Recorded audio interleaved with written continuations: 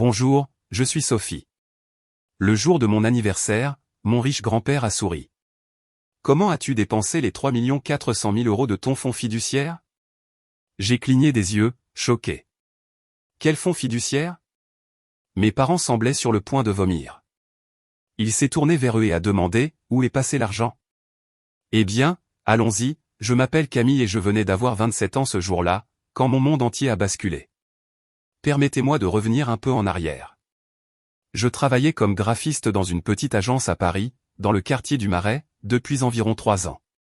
Rien d'extravagant, mais j'en étais fier. Je partageais un modeste appartement avec ma colocataire, Chloé, dans le 11e arrondissement. L'endroit n'était pas grand-chose, peinture écaillée, odeur étrange dans le couloir, cafard occasionnel, mais c'était chez nous. Voici ce que vous devez savoir sur ma famille. Mon grand-père, Robert, était très riche. L'homme avait fait fortune en investissant très tôt dans des entreprises informatiques à l'époque. On parle de millions et de millions. Il vivait dans une autre région, et je ne le voyais que quelques fois par an, mais nous restions en contact par SMS et appels occasionnels. Mes parents, Jean et Valérie, vivaient dans cette immense maison de 4 chambres en Provence. Piscine, garage pour 3 voitures, le tout. Ils partaient en vacances en Europe 2 fois par an, conduisaient des voitures de luxe, et ma mère avait plus de sacs de créateurs qu'un grand magasin. Mais moi, je remboursais 70 000 € de prêts étudiants de l'école d'art. Oui, vous avez bien lu. 70 000 €. Lorsque j'ai obtenu mon diplôme il y a 5 ans, mes parents sont venus à ma remise de diplôme, m'ont serré dans leurs bras et m'ont donné un cadeau emballé. J'étais tellement excité, pensant qu'ils allaient peut-être m'aider avec mes prêts ou quelque chose. Non. C'était un livre sur la littératie financière. Mon père m'a tapé sur l'épaule et a dit, « Il est temps de tracer ta propre voie dans la vie, ma petite. » C'était tout. Je n'ai jamais demandé d'argent à Papy Robert. J'étais trop fier, je suppose. Je voulais prouver que je pouvais y arriver seul, même si cela signifiait manger des pâtes 5 soirs par semaine et faire du shopping dans les friperies. Puis, une semaine avant mon anniversaire, tout a dégénéré. Mon patron m'a appelé dans son bureau un mardi après-midi. « Camille, je suis vraiment désolé, mais nous devons te laisser partir. L'entreprise réduit ses effectifs. » Juste comme ça. 5 minutes et j'emballais mon bureau dans un carton. J'avais peut-être 2 mois d'économie. C'est tout. Le loyer était dû, le paiement du prêt étudiant approchait, et je n'avais pas de travail. J'ai appelé mes parents ce soir-là en essayant de ne pas pleurer. « Maman, j'ai perdu mon travail », ai-je dit. « Oh, c'est dommage, ma chérie », a-t-elle dit, et je l'entendais taper sur son ordinateur portable en arrière-plan. « Mais tu vas t'en sortir. Tu t'en sors toujours. »« Maman, je suis vraiment en difficulté là. Je ne sais pas comment je vais payer le loyer le mois prochain. »« Eh bien, tu aurais peut-être dû économiser davantage, » a-t-elle dit. « Au fait, nous devons fêter ton anniversaire correctement. J'ai réservé à l'atelier Crène pour samedi soir. Maman, cet endroit coûte environ 300 € par personne. Je ne peux pas me le permettre. Est-ce qu'on ne peut pas juste faire quelque chose à la maison? N'importe quoi. On ne lésine pas sur les célébrations. C'est ton anniversaire. Et n'ose pas déranger ton grand-père avec tes problèmes. Il ne se sent pas bien ces derniers temps. J'avais envie de crier, mais j'ai juste dit « d'accord » et j'ai raccroché. Cette nuit-là, j'étais assise sur notre canapé miteux avec Chloé. C'était la meilleure colocataire qu'on puisse rêver. Nous vivions ensemble depuis 2 ans, et elle était devenue ma meilleure amie. « Camille, tu as l'air d'une épave », a-t-elle dit en me tendant une bière. Je lui ai tout raconté sur le travail, les économies, la réaction de mes parents. Chloé a secoué la tête. « Tes parents sont incroyables. Écoute, ne t'inquiète pas pour le loyer pour l'instant. Je peux couvrir le montant total jusqu'à ce que tu te remettes sur pied. » Je l'ai serré si fort que j'ai cru que j'allais lui casser les côtes. Le jour de mon anniversaire est arrivé trop vite. J'ai mis ma seule belle robe, une robe noire que j'avais achetée chez Koukaï il y a 3 ans, et j'ai pris le bus pour aller au restaurant. Mes parents étaient déjà là quand je suis arrivé, assis à une table dans un coin. Maman portait ce collier de diamants massifs qui coûtait probablement plus que mon salaire annuel. Papa avait sa Rolex. Joyeux anniversaire, ma chérie. Maman m'a fait des baisers soufflés sur les joues. Tu as l'air fatigué. Merci, maman. Nous avons commandé des boissons et la conversation était pénible. Ils ont parlé de leur prochain voyage sur la Côte d'Azur, de la nouvelle Tesla Model S que papa venait d'acheter, des leçons de tennis de maman au club de golf. Pas un mot sur ma situation professionnelle. Puis la porte du restaurant s'est ouverte et papy Robert est entré avec son assistante, Mireille. Même à 80 ans, l'homme avait de la prestance. Grand, les cheveux argentés, portant un costume parfaitement taillé. Tout le restaurant semblait le remarquer. Mes parents sont devenus rigides. La main de maman a volé à son collier. Voilà ma petite fille préférée, a tonné Robert, venant me faire un vrai câlin, pas ces baisers soufflés ridicules. Papy, je ne savais pas que tu venais. Je n'aurais manqué ça pour rien au monde. Mireille m'a aidé à prendre l'avion ce matin. Il s'est assis et a fixé ses yeux bleus perçants sur moi. Alors, Camille, comment ça va? J'ai jeté un coup d'œil à maman qui me fusillait du regard. Oh, tu sais, bien. Je travaille juste dur. Bien. Bien. Et tu examines ces rapports trimestriels sur ton portefeuille d'investissement? Le marché a bien traité ce fonds fiduciaire, j'espère. J'ai cligné des yeux. Quel fonds fiduciaire? La table est devenue silencieuse. On aurait pu entendre une mouche voler. L'expression de papy a changé. Le fonds fiduciaire que j'ai mis en place à ta naissance. 1 million d'euros à transférer sous ton contrôle quand tu aurais 25 ans. Ma bouche s'est ouverte, mais aucun mot n'est sorti. Jean? Valérie? La voix de Robert était d'un calme mortel. Vous voulez bien expliquer pourquoi ma petite fille n'est pas au courant de son fonds fiduciaire? Papa s'est éclairci la gorge. Il doit y avoir un malentendu. Et pendant qu'on y est, a continué Robert, sa voix devenant plus basse, ce qui était d'une certaine manière plus effrayant. Qu'en est-il de l'appartement à Neuilly-sur-Seine? Celui que j'ai acheté pour le 25e anniversaire de Camille. Celui dont je vous ai donné les clés pour lui livrer. Appartement, ai-je murmuré. Le visage de maman était devenu blanc. Papa semblait sur le point de vomir. Robert a sorti son téléphone. Mireille, appelle-moi maître Dubois tout de suite. Il a regardé le gérant du restaurant. Nous aurons besoin d'une salle privée. Le gérant a pratiquement couru pour nous satisfaire. Nous avons été conduits dans une salle à manger privée et 20 minutes plus tard, un homme en costume coûteux est entré, portant une mallette. Maître Dubois, a-t-il dit en me serrant la main. L'avocat de votre grand-père. Maître Dubois a ouvert sa mallette et a sorti une pile de documents.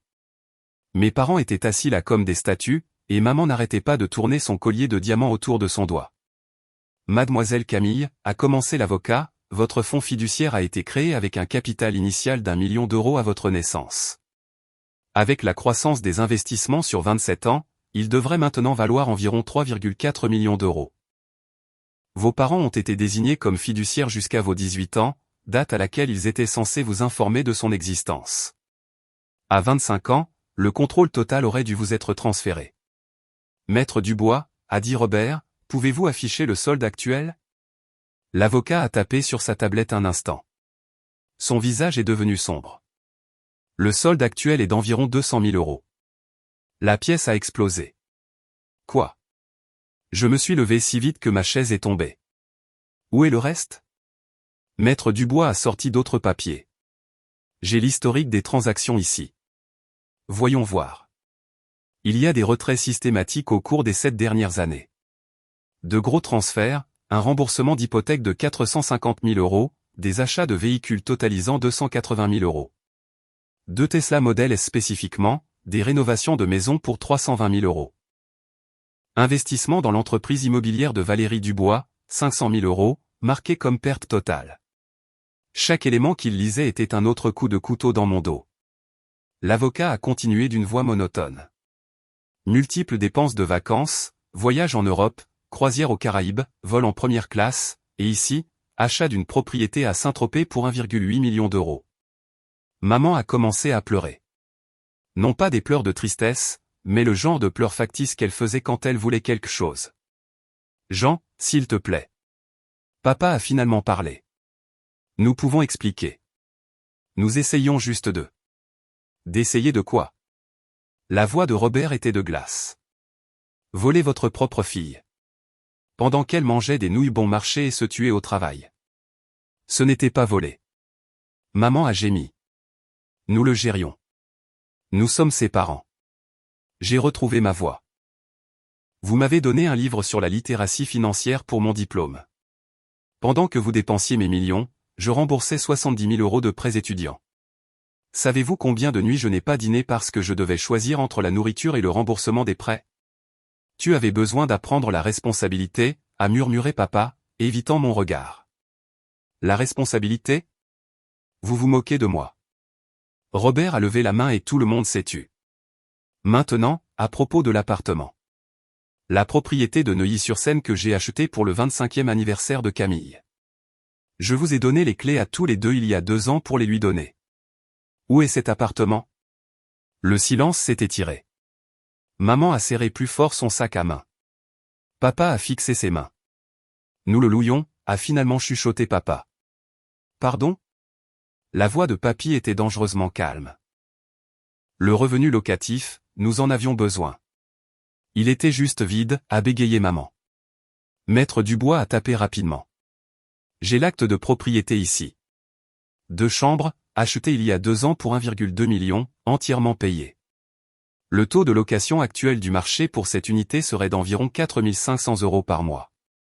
Donc, vous avez collecté plus de 100 000 € de loyer de mon appartement. Ma voix tremblait. Eh bien, je vivais avec des colocataires et des cafards. Robert s'est levé lentement. Sa voix était calme mais absolument terrifiante. Donnez-moi les clés. Les mains de maman tremblaient alors qu'elle ouvrait son sac à main. Elle a sorti un petit trousseau avec 2 clés et un badge. Elle les a tenues un instant comme si elle envisageait de refuser, puis a regardé le visage de Robert et y a repensé. Elle a tendu le bras sur la table et les a placés devant lui. Ce sont les clés de votre fille, a dit Robert, en les faisant glisser vers moi. 2 ans trop tard. Je les ai ramassées. Elles étaient encore chaudes d'avoir été dans le sac à main de maman. Mes clés d'appartement, les miennes. Robert s'est tourné vers son assistante. Mireille, je veux que vous effectuiez un audit forensique complet de chaque compte, de chaque transaction, de chaque actif que Jean et Valérie ont touché au cours des 7 dernières années. Tout. Oui, monsieur Robert, a dit Mireille, tapant déjà sur son téléphone. Vous ne pouvez pas nous faire ça, a crié maman. Nous sommes une famille. La famille ne vole pas la famille, a répondu Robert. Dehors, tous les deux. Mes avocats vous contacteront. Mes parents se sont levés. Papa semblait avoir vieilli de 10 ans en 10 minutes. Maman essayait toujours de pleurer, mais même elle semblait se rendre compte que ça ne marchait pas. Camille, a dit papa, s'il te plaît, ma chérie. Non, ai-je dit. Juste non. Ils sont partis, anéantis. Les talons de créateur de maman ont claqué sur le sol, mais elle ne marchait pas avec son assurance habituelle. Les épaules de papa étaient affaissées. Il semblait vaincu, brisé. La porte s'est refermée derrière eux, et soudain je n'ai plus pu me retenir. J'ai commencé à trembler. Robert a contourné la table et m'a prise dans ses bras. Un vrai câlin, pas ce que faisaient mes parents. Je suis tellement désolé, ma chérie. J'aurais dû surveiller. J'aurais dû savoir. Comment ont-ils pu me faire ça, ai-je sangloté dans la veste de son costume. Je ne sais pas, mais nous allons réparer ce que nous pouvons. Il s'est reculé et m'a regardé. Camille, tu dois décider. Veux-tu porter plainte? C'est un vol qualifié. Il pourrait aller en prison. J'ai regardé les clés dans ma main. J'ai pensé à toutes ces années de lutte, toutes ces nuits de pâtes, toutes ces larmes à cause de factures que je ne pouvais pas payer. Pendant qu'ils vivaient comme des rois avec mon argent. J'ai besoin de temps pour réfléchir, papy. Est-ce que ça va? Bien sûr, prends tout le temps dont tu as besoin. Mais Camille, il prévoyait quelque chose.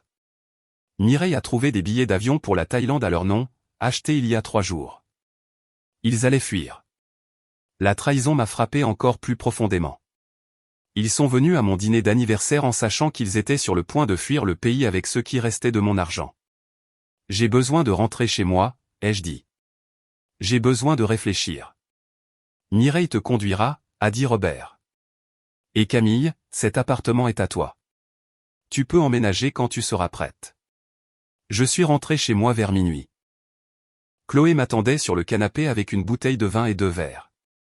Raconte-moi tout, a-t-elle dit. Je lui ai raconté toute l'histoire du fonds fiduciaire, de l'argent volé, de l'appartement à Neuilly-sur-Seine, de mes parents qui prévoyaient de fuir en Thaïlande. Elle est restée assise, la bouche ouverte tout le temps. Incroyable, Camille. C'est comme regarder une de ces émissions policières à la télévision. Tes parents sont de vrais criminels. Je sais. Je n'arrive toujours pas à y croire. Attends, alors tu as un appartement ? À Neuilly-sur-Seine, et ils le louaient. J'ai levé les clés. 2 ans. Ils ont collecté le loyer pendant 2 ans pendant que je vivais ici avec les cafards.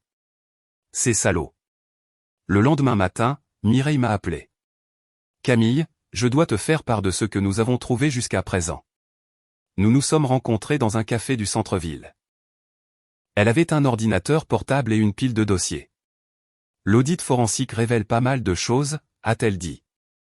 Vos parents étaient très systématiques. Ils ont commencé petits, juste 20 000 ici et là. Puis cela a dégénéré. Elle m'a montré des tableurs, des relevés bancaires, des relevés de transactions. C'était accablant. La maison à Saint-Tropez était le plus gros achat unique, mais les dépenses quotidiennes étaient constantes. Votre mère a dépensé 8 000 € pour un sac à main le mois dernier. Votre père a acheté un bateau il y a 6 mois. Nous saisissons tous les actifs achetés avec l'argent du fonds fiduciaire. Comment ça marche ? Le tribunal a émis un gel d'urgence sur tous leurs comptes hier. Ils ne peuvent rien accéder pour le moment. Nous documentons tout. Ensuite, nous forcerons les ventes pour récupérer ce que nous pouvons. L'équipe juridique de Robert a travaillé rapidement. En 3 jours, la maison de Saint-Tropez a été mise en vente. Leur maison principale à Provence a été mise en vente ensuite. Les voitures, les 2 Tesla, ont été saisies. Le bateau, qui, j'ai appris, était en fait un yacht de 12 mètres, a été saisi. Mon téléphone sonnait constamment. Maman, papa, des numéros que je ne reconnaissais pas. Chloé a été mon roc à travers tout cela. Tu veux aller voir ton appartement, a-t-elle demandé un soir. Ton vrai appartement ? Nous nous sommes rendus à Neuilly-sur-Seine dans sa vieille Honda. L'immeuble était magnifique. Moderne, propre, avec un portier qui connaissait mon nom, je ne sais comment. Monsieur Robert a appelé, a-t-il expliqué, il a dit que vous passeriez. L'appartement était au 3e étage. 2 chambres, parquet en bois, immense fenêtre donnant sur la Seine. Il était entièrement meublé. Mes parents l'avaient meublé pour les locataires. J'ai trouvé des contrats de location dans un tiroir. Mes parents facturaient 4 500 € par mois, 54 000 € par an, pendant que je luttais pour payer ma part de loyer de 1 200 € dans notre appartement miteux. Cette nuit-là, Robert a appelé, Camille, nous avons récupéré environ 2 millions pour l'instant. La maison est vendue rapidement. Le reste des actifs est en cours de liquidation. Et mes parents ? Ils ont dû quitter la maison de Provence hier. Je crois qu'ils sont dans un motel. J'ai ressenti une pointe de quelque chose. Pas de la sympathie exactement, mais quelque chose. La semaine suivante a été un flou. J'ai commencé à déménager dans mon appartement. Chloé m'a aidé à faire les cartons. Tu sais, a-t-elle dit, tu vas me manquer en tant que colocataire. Chloé, je te dois tellement. Tu as proposé de couvrir mon loyer quand je n'avais rien. Je veux t'aider maintenant. Papy a des relations. Laisse-moi lui demander de t'aider à trouver un meilleur emploi. Camille, tu n'as pas à le faire. Si, je le fais. Tu es ma meilleure amie. Tu étais là pour moi quand mes propres parents me dépouillaient. Robert était heureux d'aider. Il a passé quelques appels et en une semaine, Chloé a eu 3 entretiens dans de grandes banques. Elle a décroché un emploi à la Société Générale avec un salaire qui était le double de ce qu'elle gagnait. Camille, c'est fou. Je peux réellement me permettre un bel appartement maintenant. Pendant ce temps, l'enquête a continué. Plus de détails ont émergé. Mes parents vivaient entièrement de mon fonds fiduciaire depuis des années. Papa était en fait au chômage depuis 3 ans, mais prétendait aller travailler tous les jours. L'entreprise immobilière de maman avait fait faillite il y a 5 ans. Ils étaient fauchés, complètement fauchés, jusqu'à ce qu'ils commencent à me voler. Les amis du club de golf ont disparu une fois que la nouvelle s'est répandue. Il s'avère que personne ne veut s'associer à des voleurs qui volent leur propre fille. Robert a organisé des réunions avec des conseillers financiers pour moi.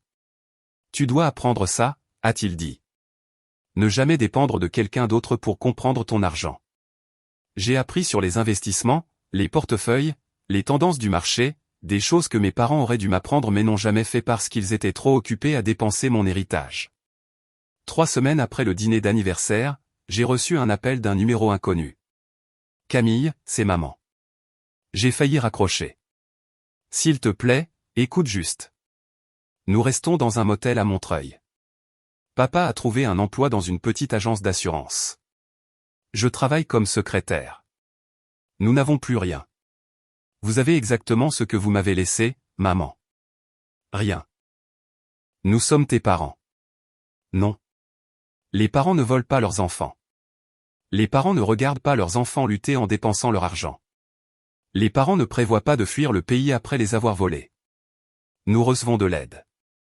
Nous voyons un thérapeute pour nos dépenses. S'il te plaît, Camille. J'ai besoin de plus de temps. Maman, ne m'appelle plus. Si je suis prête à parler, je t'appellerai. Elle pleurait vraiment cette fois-ci. Je suis désolé.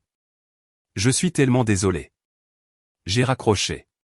Cette nuit-là, j'étais assise dans mon bel appartement, et j'ai regardé la scène. Chloé est venue avec de la nourriture chinoise. Ça va?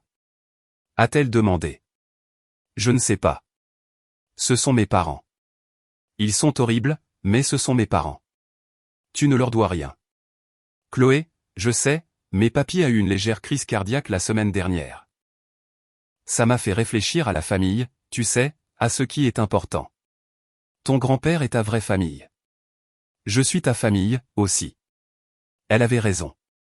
Les gens qui m'aimaient, qui me soutenaient, qui m'aidaient, c'était ma vraie famille. 1 an a passé. J'avais lancé ma propre entreprise de conseil en design graphique, travaillant avec des startups de la ville. C'était petit, mais c'était le mien, et ça rapportait réellement de l'argent. Papy et moi dînions toutes les semaines.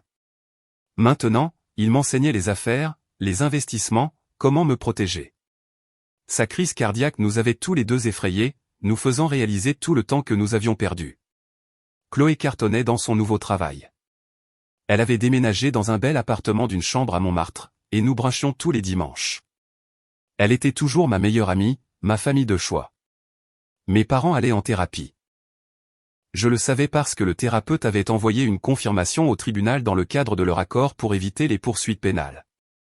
Ils étaient en conseil pour dépendance financière et dépenses compulsives. Ils payaient aussi des réparations. De petites sommes, 500 € par mois, mais ils les payaient. Papa travaillait toujours à l'agence d'assurance.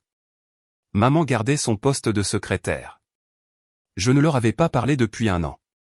Puis, 2 ans après ce dîner d'anniversaire, maman est apparue à mon bureau.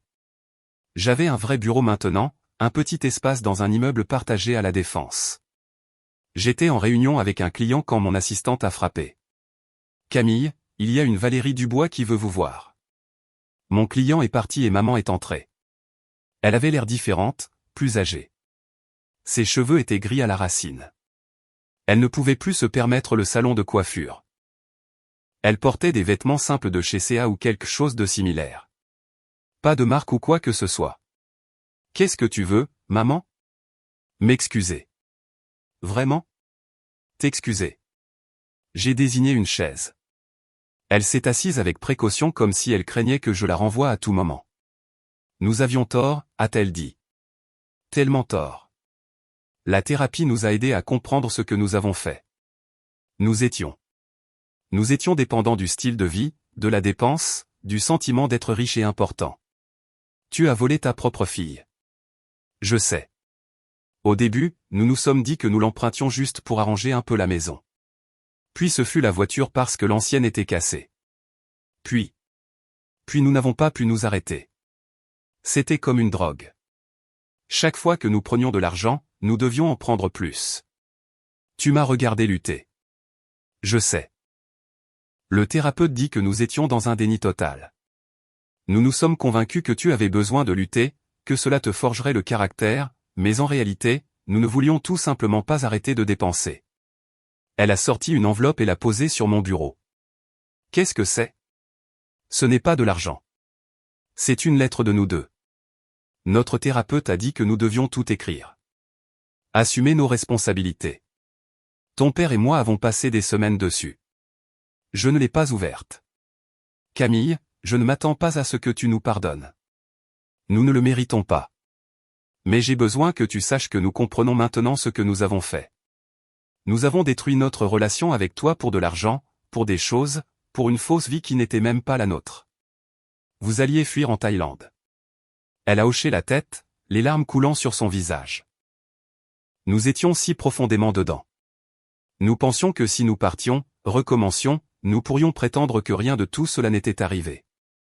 Mais ton grand-père, il nous a sauvés de devenir de vrais criminels. Nous sommes restés silencieux un instant. Ton père va mieux, a-t-elle dit. Enfin, le travail régulier, la routine, c'est en fait bon pour lui. Et j'apprends à vivre simplement. Nous avons un petit appartement. Nous prenons le bus. Nous cuisinons à la maison. C'est comme apprendre à être humain à nouveau. Tu me demandes quelque chose? Non. Juste espérer que peut-être un jour tu pourras nous avoir dans ta vie, même un tout petit peu. Nous recevons de l'aide. Nous payons ce que nous pouvons. Nous essayons d'être de meilleures personnes. J'ai regardé cette femme qui m'avait donné naissance, qui m'avait élevé, qui m'avait ensuite complètement trahi. Je ne suis pas prête, ai-je dit. Je ne le serai peut-être jamais. Je comprends. Mais continuez la thérapie. Continuez à payer les réparations. Continuez à travailler sur vous-même. Peut-être un jour. Je ne promets rien. Elle s'est levée, hochant la tête. C'est plus que ce que nous méritons. Merci de m'avoir reçu. Elle est partie et je suis resté assise, tenant l'enveloppe. Finalement, je l'ai ouverte. C'était 12 pages manuscrites.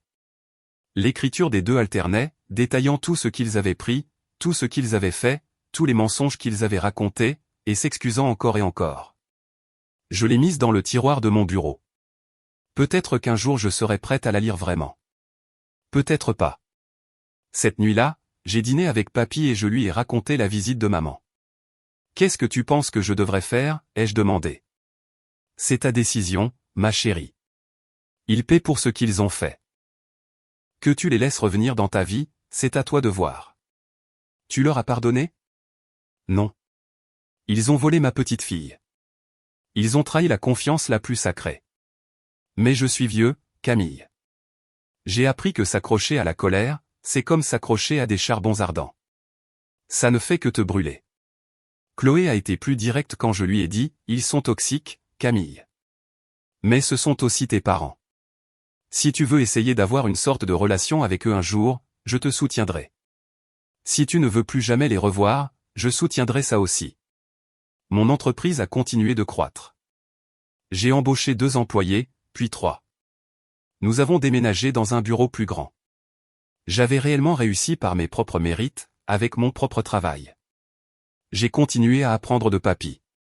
J'ai continué à construire ma vie. Le fonds fiduciaire. Ce qui en a été récupéré a été investi correctement maintenant. Je comprenais chaque centime. Mes parents ont continué à payer leurs réparations. Ils ont continué la thérapie. Papa a envoyé une carte d'anniversaire pour mes 29 ans. Juste, papa, signé sans message. Je n'ai pas répondu, mais je ne l'ai pas jeté non plus. Maman a envoyé une carte de Noël. Une simple, probablement achetée au Monoprix. Je pense à toi, tendrement, maman. De petits pas. Peut-être ou peut-être pas. Je n'étais pas prête à décider encore. Mais j'étais heureuse. J'avais mon appartement, mon entreprise, ma vraie famille en papy et Chloé. J'avais la vie que j'avais construite moi-même de mes propres mains, même quand tout était contre moi. Et honnêtement, ça faisait plus de bien que n'importe quel fonds fiduciaire parce que c'était à moi. Vraiment à moi. Et c'était quelque chose que mes parents, malgré tout leur vol et leurs mensonges, ne pourraient jamais me prendre.